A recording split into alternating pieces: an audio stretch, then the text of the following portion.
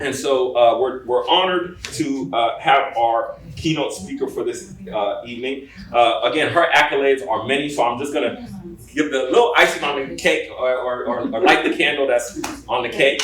Okay, and so she's a PhD candidate. Okay, and she has recently traveled to 3 African countries. Correct. So what is it? Egypt, Senegal, and Nigeria. But she's a native Houstonian who is interested in Black studies, and that's significant for those of us who academically study our history and our anthropology and things like that. So Lindsay's going to share a little bit tonight about her travels and her experience and how it helped to clear up some misconceptions for her, but then also let us know about her work and the significance of that work. So if we can give like the little 2-finger clap, you know, those who got kids. Lindsay, thank you. Yes, please. Okay, thank you so much, everyone. I'm gonna come over here just so I can move around a little bit. Okay, so my name is Lindsay. I'm so happy to be with you all today. As Festus mentioned, I recently traveled to Senegal. I was actually there for 3 months, a month ago. I left a month ago. And I was there also last year, as well as in Nigeria and Egypt. I've been to almost 40 countries. Many of those are in the diaspora and throughout the continent, so I'm really excited. So I want to start off by asking a few questions and giving you a few comments.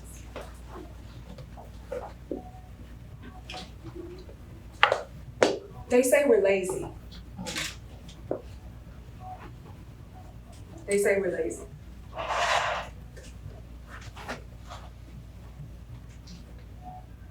And they say that we don't have culture. We don't know who we are. They say that we come from a dark continent, a backwards place.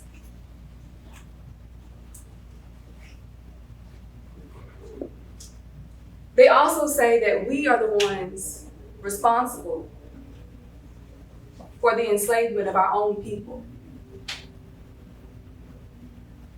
That's what they say. They say that we think we're better than them.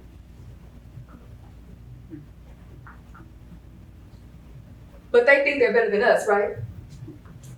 Or that's what they say.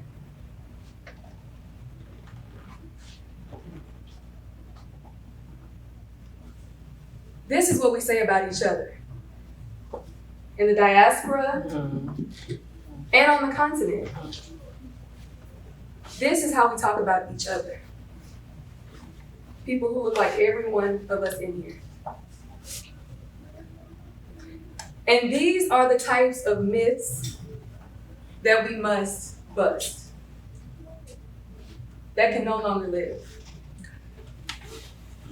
Because they are a major hindrance to our consciousness, to our psyches, to our sanity, to us as individuals. When we say Ubuntu, I am is a part of that.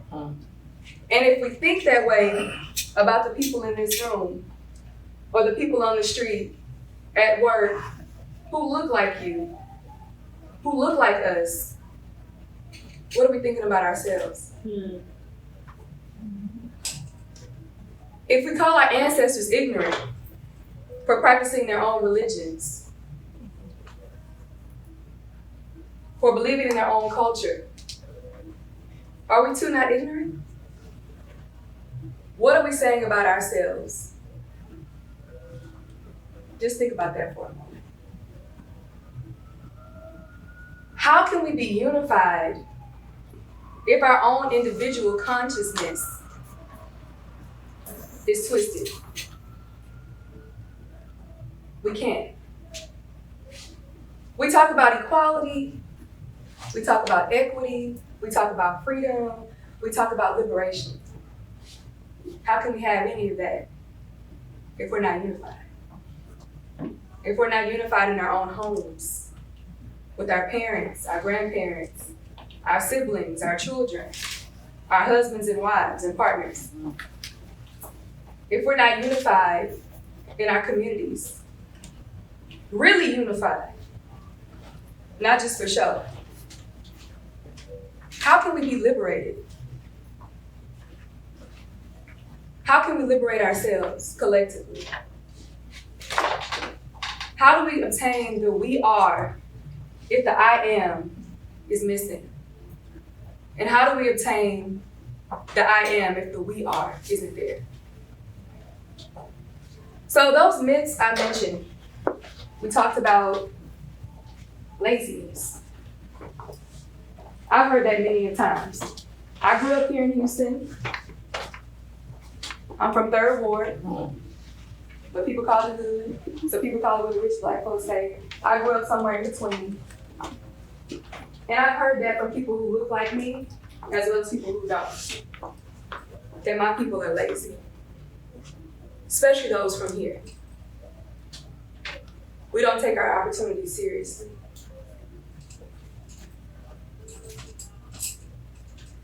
How can people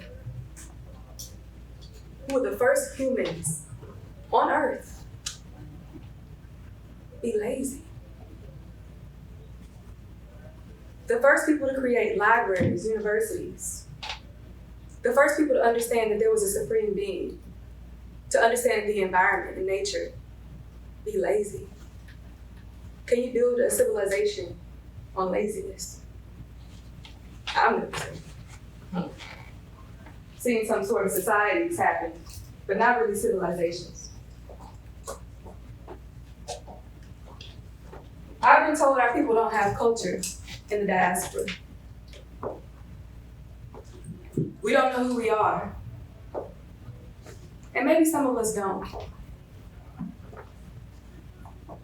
But is it our job to judge or to connect and educate? For those who are saying, or who say they don't know who they are, the question is, do you know who you are? Right?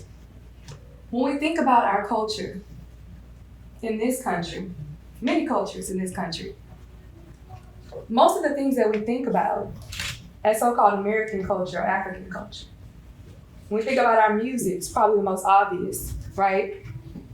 Jazz, hip hop, R&B, rock and roll. Black folks made that. African people made that. If you've ever heard the core from Senegal, which I actually am learning how to play, thanks to the griots there, you know it sounds a lot like the bass line in an old school rock and roll guitar. Is that a coincidence? Are they similar? Or are the Mandinka the same people who were enslaved here? They're the same people. I personally descend from them, as well as the Hausa and the Fulani. So when we say we don't have culture, do we not see our culture for what it is the question. Do we not see ourselves for who we truly are? When they say that we come from a dark continent, I want to come from a continent like Africa. If you want to call it dark,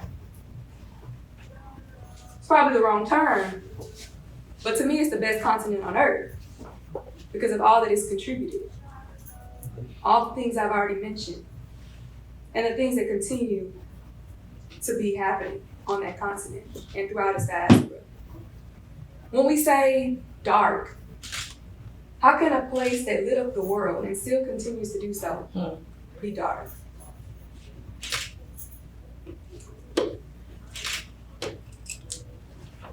When we say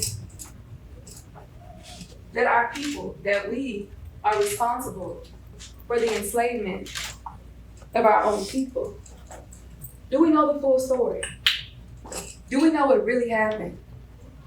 Do we know that wars were waged to stop the enslavement of our people? Do we know that many of our people on the continent literally fought wars over this? That's not the part that we learn in the books. Do we know that before African people were enslaving our people, there was a slave trade instituted by people from the Middle East, the Arab world? Do we talk about that?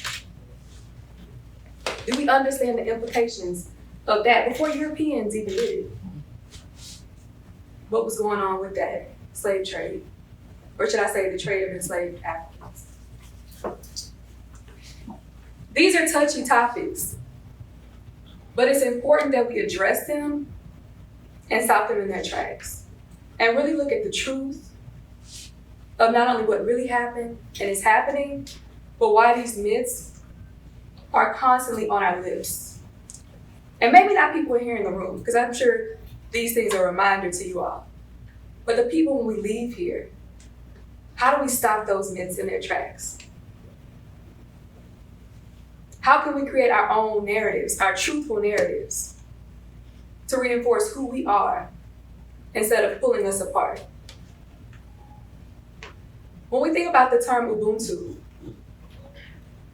I am because we are. What does that mean to you?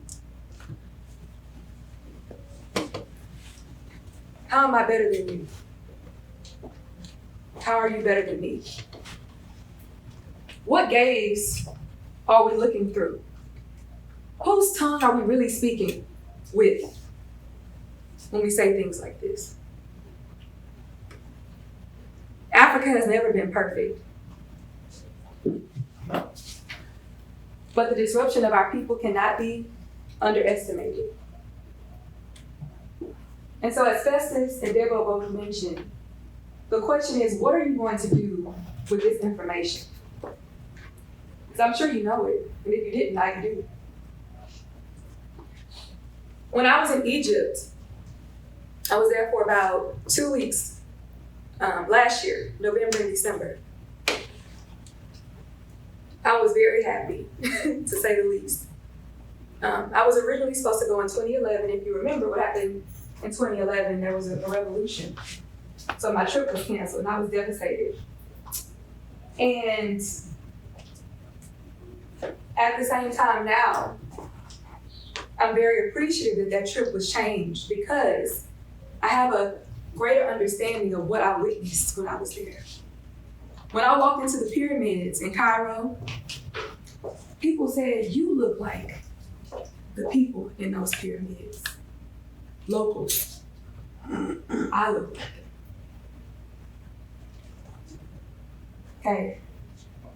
I understood many years ago that the ancient Egyptians were Black. Okay, we've all seen Remember the Time, Michael Jackson, right? But I understood that. But I didn't understand that those were my ancestors. And that's a different level of understanding. To say not only are they like me in a certain way, but they are me. I am them. We are each other. I understood this recent time I went that the people of ancient Egypt, okay, Kemet, were from inner Africa. They buried their people facing south and west. If you're in Egypt in the east and you're facing south and west, what are you facing? Who are you facing? You're facing inner Africa. I also understood that they call those people their ancestors. They said, that's the land of our placentas, where we buried our placentas. And if you know anything about traditional African culture, burying of placentas and umbilical cords is our culture. They said that's the land where we buried our placentas and our umbilical cords. They said that's the land of our ancestors. And those same people who left ancient Egypt, many of them ended up in Nigeria. They don't call the Yoruba people Sudanese Nigerians for no reason. They ended up in Kenya, Ghana.